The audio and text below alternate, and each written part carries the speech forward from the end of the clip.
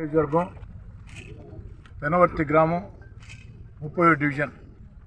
ఈ 30వ డివిజన్లో మల్లాయిగుంట police colony, అటు పెనుబర్తి ఇటు 30వ డివిజన్ అన్నీ కలగలిపి ఈరోజు 60 లక్షల రూపాయల వ్యయంతో శంకుస్థాపనలు ప్రారంభోత్సవాలు చేసుకుంటూ ఉన్నాం.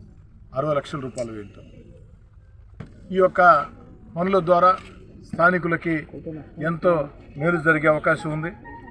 రూరల్ నియోజకవర్గంలో ఎక్కడైతే ప్రజలకి ఆ యొక్క అభివృద్ధి కార్యక్రమాలు అవసరమో ప్రజలందరితో మాట్లాడి వారి ఆకాంక్షల మేరకి, వారి కోరికల మేరకి, వారి అవసరాల మేరకి గత 8 నెలలుగా తెలుగుదేశం పార్టీ ప్రభుత్వం అధికారంలోకి వచ్చిన తర్వాత ముఖ్యమంత్రి చంద్రబాబు నాయుడు గారి ప్రోత్సాహంతో రూరల్ నియోజకవర్గంలో అభివృద్ధి పనులకి అన్ని రకాల కూడా ముందుకు సాగుతూ ఉన్నాయి.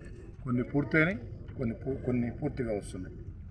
ఈరోజు చెప్పాలంటే 30వ డివిజన్ నెల్లూరు రూరల్ నియోజకవర్గంలో అతిపెద్ద డివిజన్.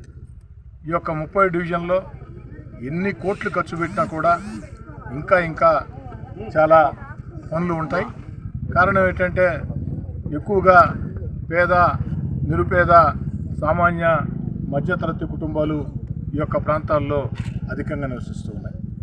నెల్లూరు శివారు ప్రాంతం కాబట్టి రోజు కూడా జనవాసాలతో వేగవంతంగా విస్తరిస్తూ ఉంది.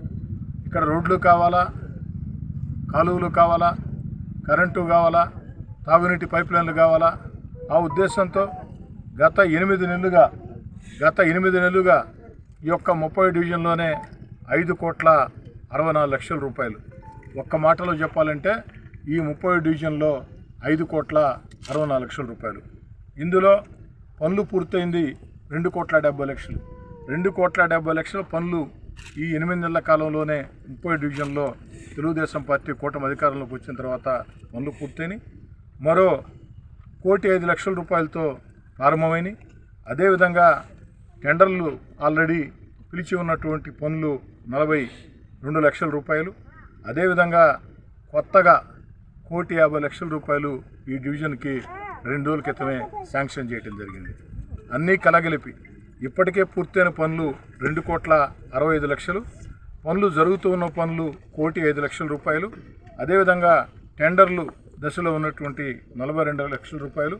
అన్నిటికీ మించి కొత్తగా 2 రోజుల క్రితం ఈ ఒక్క డివిజన్కే 1,48,55,000.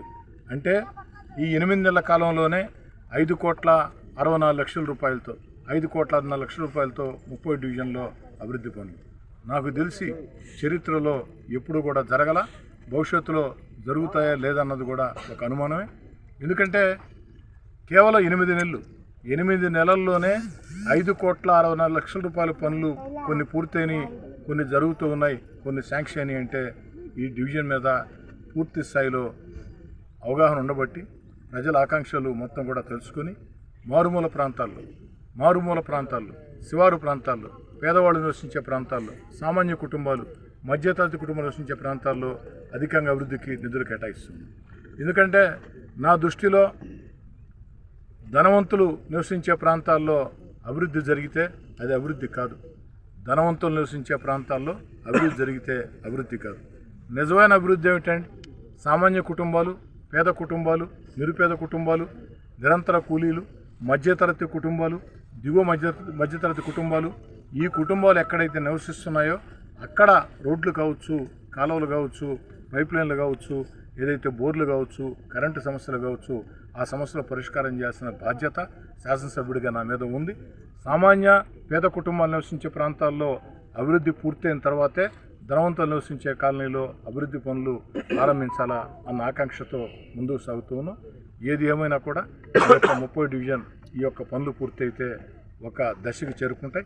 కానీ ఆ నిధులు కూడా సరిపో భవిష్యత్తులో కూడా ఎందుకంటే ఈ డివిజన్ మీద నాకు ప్రత్యేకమైనటువంటి ప్రేమ కూడా ఉంది. రాజకీయ నాయకుడిని ఒక పని చేసినప్పుడు ప్రజలు దాన్ని స్వాగతించాలా, ప్రజలు దాన్ని ఇష్టపడాలా.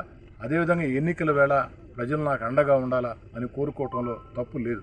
ఖచ్చితంగా రాజకీయాల్లో ఉన్నప్పుడు ప్రజల నుంచి ఓట్లు ఆశిస్తాం, అది తప్పని కూడా నేను అనుకోను. 3 ఎన్నికల్లో 2014, 2019, 2024 3 ఎన్నికల్లో కూడా ఒక ఎన్నిక కంటే మించి మరో ఎన్నికల్లో భారీ మెజార్టీ అందించినటువంటి డివిజన్లలో నా 30వ డివిజన్ కూడా ఒకటి. అందుకే ఈ యొక్క 30వ డివిజన్లో రాబోయే రోజుల్లో కూడా అభివృద్ధి కార్యక్రమాలకి అధికంగా నిధులు కేటాయిస్తామని కూడా చెప్తూ ఈ సందర్భంగా ఇక్కడ వచ్చేసినటువంటి తెలుగుదేశం, జనసేన, బీజేపీ నాయకులకి, స్థానిక పెద్దలకి, మహిళా తల్లులకి అందరికీ నమస్కరిస్తూ మీ అందరికి కూడా నేను చెప్తూ ఉన్నా, ఈ ప్రాంతవాసులకు కూడా ఎన్నికలు పూర్తయినాయి. ఇప్పుడు రాజకీయ అజెండాలు కాకుండా ఆ ప్రాంత సమస్యల పరిష్కారమే అజెండాగా అందరం ఒక్క తాటి మీద పనిచేద్దాం. నెల్లూరు రూరల్ నియోజకవర్గంలో ఎక్కడ కూడా రాజకీయ కక్ష సాధింపు చర్యలు, రాజకీయ విభేదాలు ఉండవు. కేవలం ప్రజా సమస్యల పరిష్కారం. చంద్రబాబు నాయుడు గారు చెప్పినట్టు అర్హులైనటువంటి ప్రతి పేదవాడికి సంక్షేమ పథకం అందించడం, అదేవిధంగా ఏదైతే అభివృద్ధి కార్యక్రమాలు చేపట్టడం, ఈ 2 నిరంతరం బాధ్యత. ఈరోజు రాష్ట్రం లోటు బడ్జెట్లో ఉన్న చంద్రబాబు నాయుడు గారు సంక్షేమం, అభివృద్ధి 2 కొనసాగిస్తూ ఎన్నికల్లో ఇచ్చిన హామీల్ని ఒక్కొక్కటి నెరవేరుస్తూ వస్తున్నారు. పెన్షన్ల హామీ ఇప్పటికే పూర్తయింది. రాబోయే రోజుల్లో తల్లికి వందనం, బిడ్డల చదువుల కోసం కావచ్చు, రైతులకు కావచ్చు, ఇవి కూడా మరో 2-3 నెలల్లో ప్రారంభం కాబోతున్నాయని చెప్పిన కూడా మీ అందరి ముందు కూడా మాట ఇస్తూ ఈ అభివృద్ధి కార్యక్రమాన్ని స్థానిక ప్రజలు దగ్గరుండి చక్కగా చేయించుకోవాలని ఈ సందర్భంగా అధికారులు చెప్తూ ఉన్న నాణ్యతా ప్రమాణాల విషయంలో రాజీ పడే ప్రశ్నే లేదు. తనా తేడా లేదు. నాకు నచ్చిన కాంట్రాక్టరా, నేను మెచ్చిన కాంట్రాక్టరా, మరో కాంట్రాక్టరా నాకు సంబంధం లేదు. స్థానిక నాణ్యతా ప్రమాణాల విషయంలో ఎక్కడైనా పొరపాట్లు జరిగితే ఇందుకు అధికారులే బాధ్యత వహించాలా? పొరపాట్లు జరిగితే, నాణ్యత కానీ లోపిస్తే శాసనసభ్యుడిగా నేనే స్వయంగా ఫిర్యాదు చేయవలసి ఉంటుంది.